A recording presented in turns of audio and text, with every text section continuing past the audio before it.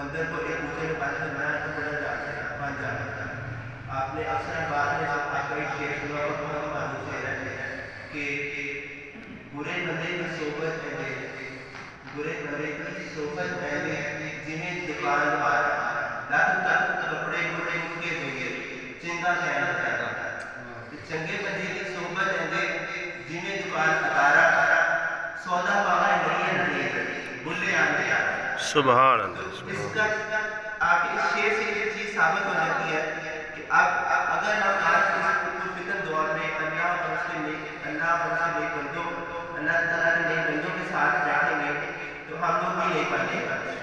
اگر فکر دور میں ان سے دور رہیں گے تو ہم لوگوں کا رہنا بہت مشکل ہے. آج سے تقریباً 43 برس پہلے ڈاکٹر اللہ تعالیٰ نے اس مسجد میں اپنے اسلاف کی پیروی کرتے ہوئے دعوت ذکر عام کی. تب سے لے کر اب تک وہ جاری ساری ہے. ماشاء وجہ صرف اور صرف ایک یہ ہے کہ مجھے یہاں پہ نبی صلی اللہ علیہ وسلم کی حدیث یاد آ رہی ہے کہ آپ نے ارشاد فرمایا کہ انما الاعمال بالنیات کہ اعمال کا دار نیت ہے.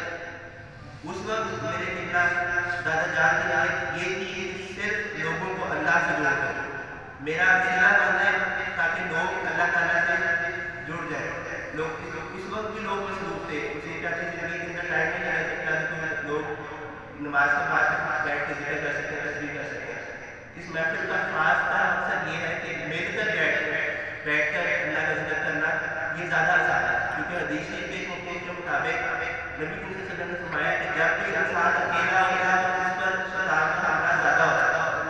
جب دو مسلمان کٹھے ہوتے ہیں تو شیطان کے لیے جانے سے گھبراتا ہے. سبحان اللہ. اس لیے اجتماعی عبادت اجتماعی ذکر بہت مفید ہے. اس کاوش میں بہت مشغول ہوں اپنے علامہ احمد صاحب کا اباب کا آپ سب ہمارے ساتھ تعامل کر رہے ہیں.